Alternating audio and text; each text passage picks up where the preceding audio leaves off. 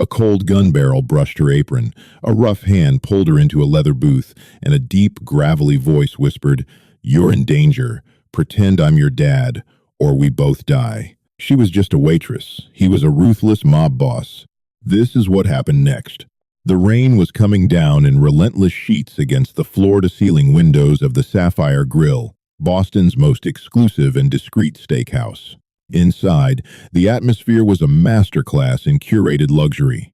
Jazz softly bled from the hidden speakers, mingling with the low hum of million-dollar deals and the clinking of crystal whiskey glasses. Madeline Hayes was exhausted. At 24, she was working double shifts just to keep the heat on in her cramped South Boston apartment and pay off the mountain of medical debt her late mother had left behind. Madeline wasn't the type to complain. She kept her head down, her dark hair pulled back into a severe bun, and her uniform perfectly pressed. She knew the rules of the Sapphire Grill. The clientele here weren't just wealthy, many of them were dangerous.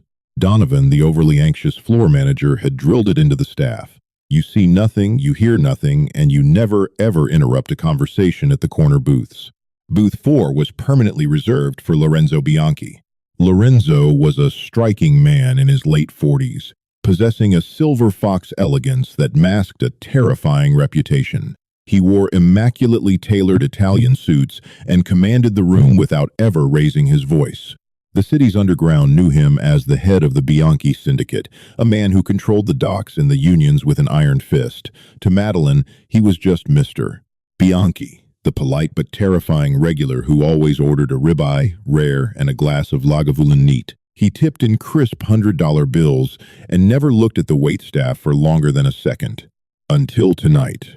It was 10:45 p.m. The dinner rush had thinned out, leaving only the heavy drinkers and the late-night negotiators. Madeline was balancing a silver tray carrying 3 martinis, making her way past the mahogany bar. Then, the heavy oak front doors swung open. A rush of cold, damp air invaded the warm restaurant.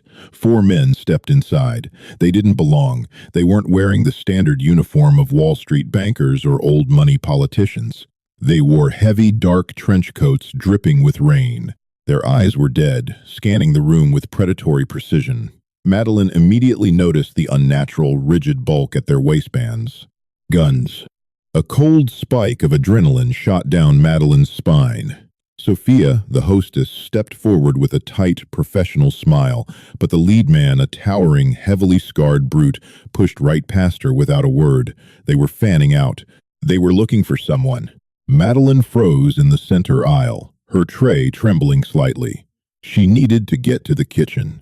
She needed to disappear. As she took a hurried step backward, a strong hand suddenly clamped around her wrist. It wasn't a violent grab, but it possessed the immovable force of a steel trap. Before she could gasp, she was yanked forcefully but smoothly out of the aisle and down into the plush leather seating of booth 4. Her tray tipped. Lorenzo Bianchi caught it with his free hand, setting it silently on the table before the glasses could spill. Madeline's eyes went wide. She opened her mouth to apologize, to scream, to ask what he was doing, but Lorenzo's hand shifted from her wrist to the back of her neck, pulling her close. The scent of bergamot, expensive tobacco, and a faint, metallic trace of gunpowder filled her senses.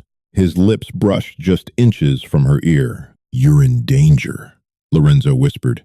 His voice was entirely devoid of panic, a smooth, gravelly baritone that demanded absolute obedience. "Those men are Bratva, Sokolov's men. Do not look at them." Madeline's heart hammered against her ribs like a trapped bird. She couldn't breathe. Bratva? What did the Russian mafia have to do with her? "Listen to me very carefully," Lorenzo continued, his grip on her neck firm, keeping her face hidden from the aisle. "When they walk over here, you are going to smile. You are going to act annoyed that I haven't bought you a car yet. Pretend I'm your dad, or we both die right here." Madeline's mind short-circuited. Pretend I'm your dad? She was a waitress. She was wearing a name tag. This was madness. My apron," she stammered, her voice barely a squeak. With lightning speed, Lorenzo unclipped the heavy black apron from her waist, kicking it under the table. He grabbed a spare linen napkin and draped it over her lap, obscuring her uniform pants. Breathe, Madeline, he commanded softly, using her name for the very first time. They are coming. Smile. He pulled back, his face instantly transforming. The cold, calculating mafia boss vanished. In his place sat a weary, affectionate, slightly exasperated father. He picked up his whiskey glass and laughed a rich, booming sound that startled Madeline. I told you, sweetheart, Harvard is expensive enough without you maxing out my Amex on Newbury Street, Lorenzo said loudly, a wide grin on his face. Madeline was paralyzed. The heavy footsteps of the four men were approaching. She could feel the murderous intent radiating from them. Survival instinct, primitive and desperate, finally kicked in. She forced the muscles in her face to move. She curled her lips into a petulant pout, channeling every spoiled, rich college girl she had ever served at this restaurant. But Dad, Madeline whined, her voice shaking slightly, which perfectly mimicked suppressed teenage frustration. Everyone in my sorority is going to Aspen for winter break. You can't just expect me to sit at home. A shadow fell over the table. The scarred brute stood at the edge of booth 4. He was at least 6'5", his face a roadmap of violence, smelling of wet wool and cheap vodka. His 3 associates flanked him, their hands resting casually inside their coat pockets. The tension in the restaurant snapped tighter than a garrote wire. The jazz music seemed to fade away. Lorenzo, the towering man said. His accent was thick, distinctly Eastern European. Grigori. The name surfaced in Madeline's mind from a news article she had skimmed months ago about a gang war in the shipyards. Lorenzo looked up, his smile faltering just enough to show genuine surprise, playing the part of an interrupted family man flawlessly. Grigori, Lorenzo replied, his tone perfectly balanced between cordial and annoyed. To what do I owe the pleasure? As you can see, I am having a private dinner. Grigori's dead. Pale eyes shifted from Lorenzo to Madeline. He stared at her. The silence stretched for 3 agonizing seconds. Madeline felt a bead of sweat slide down her spine. She kept her petulant teenager facade up, rolling her eyes and huffing a sigh, as if Grigori was merely an inconvenience keeping her from her trust fund. I did not know you had a daughter, Lorenzo, Grigori rasped, his eyes narrowing. He leaned in slightly, invading their space. You keep your family very well hidden. In our line of work, Grigori, privacy is a luxury I invest heavily in, Lorenzo said smoothly, taking a slow sip of his Lagavulin. Madeline is studying art history. She finds my business distasteful, and she finds my wallet insufficient. Lorenzo reached out and affectionately patted Madeline's hand. His palm was warm, but his fingers pressed into her knuckles with enough pressure to communicate a clear message. Keep going. Art history, Grigori repeated, tasting the words as if they were poisoned. He looked at Madeline. What is your favorite period, little bird? It was a test. A trap. Madeline's mind raced. Think, think, think. She had taken 1 semester of community college before the money ran out. The Italian Renaissance, Madeline snapped back, injecting a lethal dose of bratty attitude into her voice. She crossed her arms. Specifically the transition from high Renaissance to mannerism. Not that Dad cares. He thinks anything that isn't a spreadsheet is useless. Lorenzo chuckled, shaking his head. See what I deal with, Grigori? I pay for her to insult me. Grigori stared at her for another long, suffocating moment. The lie was holding, but the ice was cracking. The Russian enforcer slowly pulled his hand out of his pocket. Madeline braced herself for the sight of a gun, but instead, Grigori withdrew a damp, folded photograph. He didn't open it, he just tapped it against the mahogany table. We are looking for someone, Grigori said, his voice dropping an octave. A young woman. She has something that belongs to my boss, Mr. Sokolov. We were told she might be in this establishment tonight. Lorenzo leaned forward, his demeanor shifting. The dad was gone. The dawn was back. Grigori, Lorenzo said softly, a deadly edge slipping into his baritone. This is my table. This is my dinner with my daughter. If you have business in this restaurant, you take it up with the management. If you disrespect me in front of my child again, Sokolov will be collecting your teeth from the Charles River. Are we understood? The 3 men behind Grigori tensed. Madeline stopped breathing entirely. A shootout was going to happen right here. Grigori held Lorenzo's gaze. It was a clash of titans, an invisible war of dominance happening over a plate of half-eaten steak. Finally, Grigori's lips twitched into a gruesome semblance of a smile. "My apologies, Lorenzo," Grigori murmured, though his eyes lacked any sincerity. "Enjoy your family time." He turned and signaled his men. They began to sweep the rest of the restaurant, heading toward the kitchen doors. "We are leaving," Lorenzo whispered to Madeline, his lips barely moving. "Now." He threw a stack of $100 bills onto the table, grabbed Madeline by the arm, and hauled her to her feet. He didn't let go of her. He wrapped his arm tightly around her shoulders, tucking her against his side, playing the overprotective father guiding his daughter to safety. They walked toward the front doors. Madeline's legs felt like lead. Every step took monumental effort. She could feel the eyes of the remaining patrons on them, but more importantly, she felt the heavy, suffocating gaze of Grigori burning into the back of her head. "Don't look back," Lorenzo murmured into her hair. "Keep walking." They burst through the heavy oak doors and into the freezing Boston rain. The cold water was a shock to Madeline's system, instantly soaking her thin, white button-down shirt. Before she could even process the weather, a massive, armored black Cadillac Escalade ripped around the corner, its tires screeching on the wet pavement. It slammed to a halt right in front of them. The back door swung open from the inside. "Get in," Lorenzo ordered. "Wait, my shift, my jacket," Madeline protested, reality suddenly crashing back down on her. She couldn't just get into a car with a mafia boss. Lorenzo didn't argue. He placed a hand on the small of her back and practically threw her into the luxurious leather-scented interior of the SUV. He slid in behind her and slammed the door shut. "Drive." The safe house, Lorenzo barked at the driver, a massive man with a thick neck and a cauliflower ear. The Escalade peeled away from the curb, throwing Madeline back against the seat. She scrambled upright, pressing herself against the far door, her chest heaving. The streetlights flashed through the tinted windows, illuminating Lorenzo's stoic, rain-spattered face in alternating bursts of yellow and black. "Let me out," Madeline demanded, panic finally overriding her fear of him. "You saved my life, thank you, but I am not a part of whatever gang war this is. I have to go home."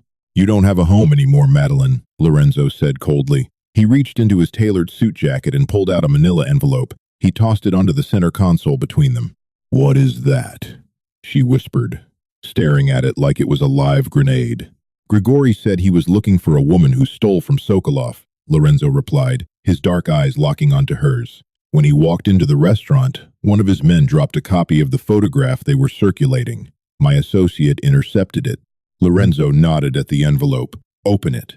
Trembling, Madeline reached out. She tore the flap and pulled out a stack of grainy 8x10 surveillance photos. Her breath caught in her throat. It was her. The first photo was Madeline leaving her apartment building 2 days ago. The second was her at the laundromat. The third was a long lens shot of her walking into the Sapphire Grill earlier that afternoon. "They weren't there for me," Lorenzo said, his voice a low, dangerous hum. "They were there to kidnap you."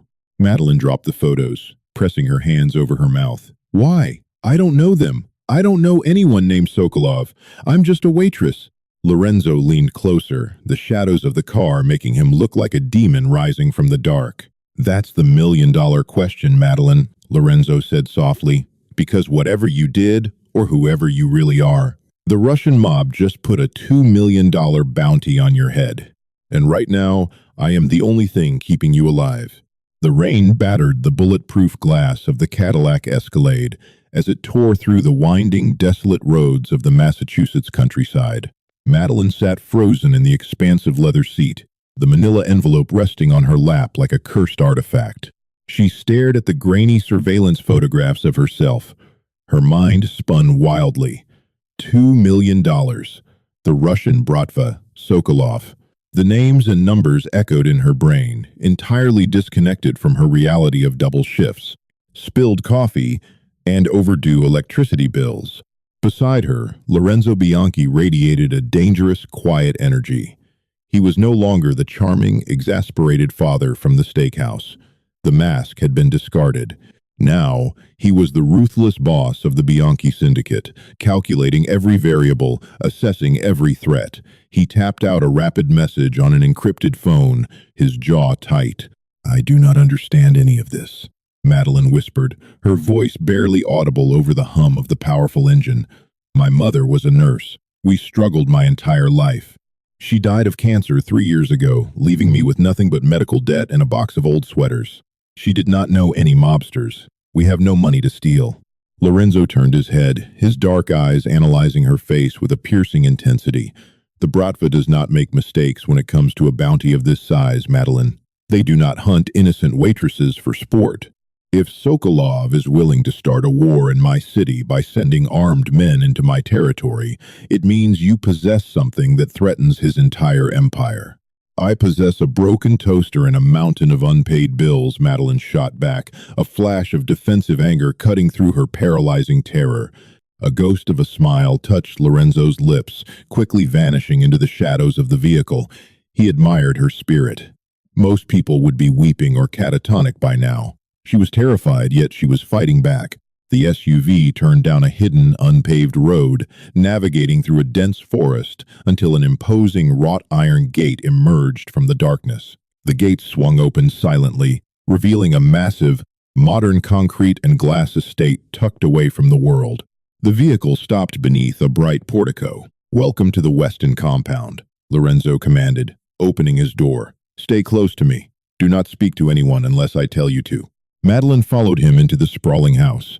The interior was a stark contrast to the rustic exterior, filled with minimalist furniture, abstract art, and several heavily armed men in dark suits who nodded respectfully as Lorenzo passed. He led her down a floating glass staircase into a subterranean level that hummed with server racks and glowing computer monitors. A lean man with unkempt hair and thick glasses spun around in his chair. "Boss, you are back early." "Dominic," Lorenzo said sharply, "run a full background diagnostic on Madeline Hayes. Born in Boston. Mother was Catherine Hayes, deceased 3 years ago. Dig deep. Look past the public records. Sokolov wants her alive. I need to know why." Dominic nodded, his fingers immediately flying across the illuminated keyboard. "Give me 5 minutes." Lorenzo turned to Madeline and gestured toward a leather sofa. "Sit down. You are shaking."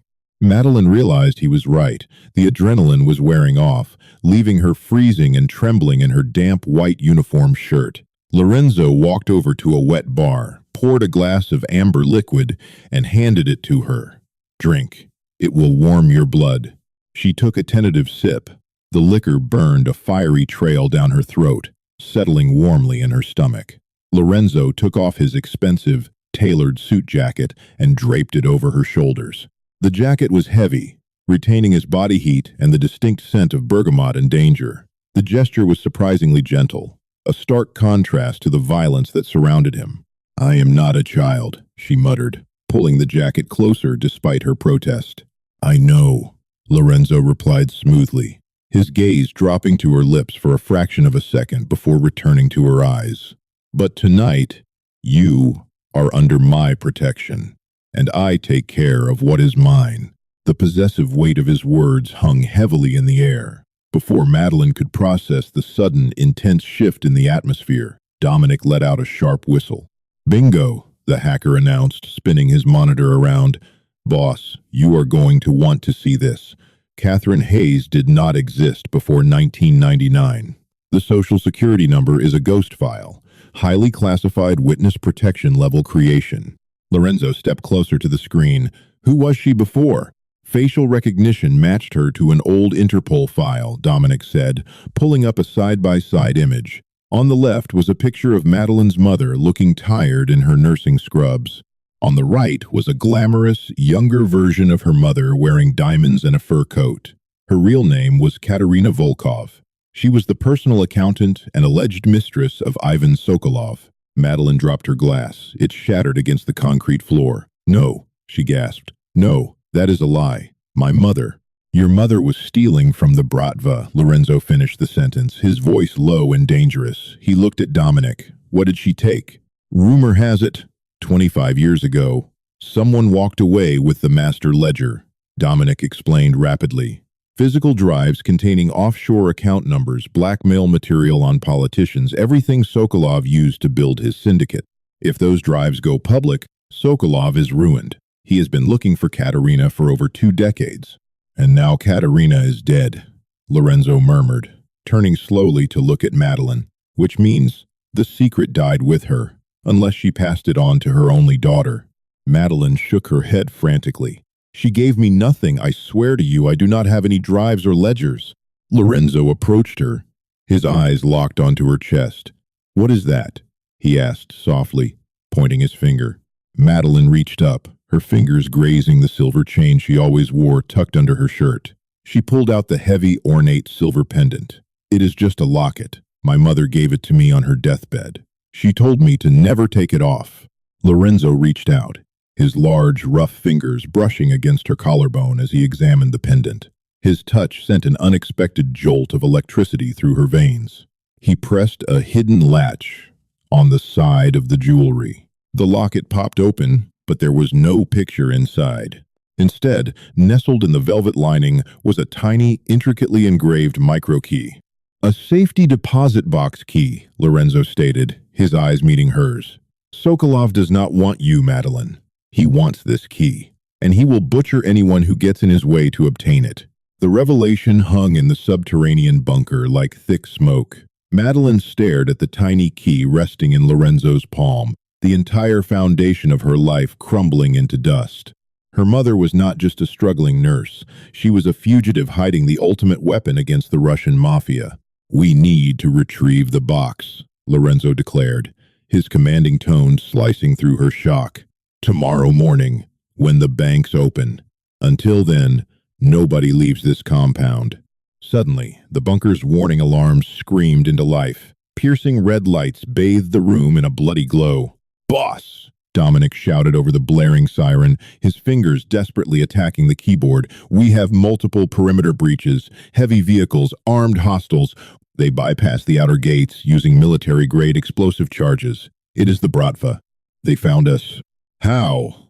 Lorenzo roared, drawing a heavy black pistol from his shoulder holster. I do not know, Dominic yelled back in panic. Maybe they tracked the escalade, or maybe someone inside tipped them off. We have 30 seconds before they breach the main house. Lorenzo grabbed Madeline's arm, hauling her away from the sofa. Dominic, initiate the server wipe and get to the extraction tunnel. Madeline, stay right behind me. A deafening explosion rocked the estate above them. Dust and debris rained down from the ceiling as the heavy concrete shuddered. Gunfire erupted, the sharp, rapid popping of automatic rifles echoing down the staircase. Lorenzo's men were engaging the intruders. Lorenzo dragged Madeline toward a reinforced steel door at the back of the bunker. He punched a code into the keypad. The door hissed open, revealing a dark, narrow utility corridor. Run, Lorenzo commanded, shoving her into the darkness. Madeline sprinted down the concrete tunnel, the oversized suit jacket slipping from her shoulders. She heard heavy boots pounding on the stairs behind them in the bunker. The Bratva had already broken through the defenses. Bianchi, a thick, familiar accent, echoed down the corridor. It was Grigori. Give us the girl and the key, and we will let you live. Lorenzo did not answer. He turned and fired 3 blind shots back into the bunker, providing cover fire before sealing the heavy steel door shut behind them. He locked it down by destroying the keypad with a single bullet. Keep moving, Lorenzo shouted, grabbing her hand. They ran through the damp tunnel for what felt like miles, the sounds of destruction fading behind them. Eventually, they reached an old, rusted iron ladder that led up to a storm grate. Lorenzo climbed up first, pushing the heavy grate aside with a grunt of exertion. He reached down and hauled Madeline up onto the muddy, rain-soaked floor of the dense forest far beyond the estate's perimeter wall. Hidden under the thick canopy of trees sat a nondescript black sedan. Lorenzo shoved her into the passenger seat and slid behind the wheel, hot-wiring the ignition in mere seconds. The engine roared to life, and they sped off into the stormy night, leaving the burning Weston estate behind. Madeline sat trembling, gasping for air. She looked over at Lorenzo. The dashboard lights illuminated a dark, spreading stain on the left shoulder of his crisp white shirt. You are bleeding, Madeline cried out in horror, reaching out instinctively. Lorenzo glanced at his shoulder, his face completely devoid of pain. A stray bullet. It is a grazing wound. It looks worse than it is. Pull over. You need a hospital. I cannot go to a hospital, Madeline, Lorenzo said grimly, keeping his eyes on the dark road. Sokolov owns half the surgeons in this city. We are going to a secondary safe house. An old apartment in the north end. Nobody knows about it. They drove in tense silence until they reached a dilapidated brick building in the heart of the city's historic district. Lorenzo parked the car in a hidden alleyway and led her up 3 flights of creaking wooden stairs. He unlocked a heavy door and ushered her inside a small, dusty apartment. As soon as the door locked behind them, Lorenzo leaned heavily against the wall, his breathing ragged. The adrenaline was fading, and the pain was setting in. He gritted his teeth and pushed off the wall, stumbling toward the small bathroom. Madeline followed him. The fear that had paralyzed her all night suddenly transformed into a fierce, protective instinct. This ruthless mafia boss had just sacrificed his home and taken a bullet for her. "Sit down," she ordered him, her voice surprisingly steady. Lorenzo looked at her, his dark eyes clouded with pain, but he obeyed. Sitting on the edge of the old porcelain bathtub, Madeline opened the medicine cabinet, finding a dusty first aid kit. She returned to him, carefully unbuttoning his blood-soaked shirt and pushing it off his broad, heavily tattooed shoulders. The bullet had torn through the flesh of his upper arm. It was deep, but it had missed the bone. Madeline's hands shook as she poured antiseptic over the wound. Lorenzo hissed, his muscles taut as steel, but he did not pull away. "You are good at this," he murmured, his voice a low rumble in the quiet room. "My mother taught me," she replied softly, wrapping a white bandage tightly around his bicep. She secured the tape and stepped back, her hands covered in his blood. Lorenzo looked up at her. The air in the tiny bathroom suddenly felt incredibly dense. The masquerade of the steakhouse was entirely gone.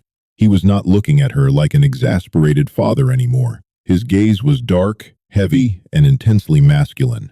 He saw her bravery, her resilience, and the fiery beauty she possessed beneath the exhausted waitressing facade.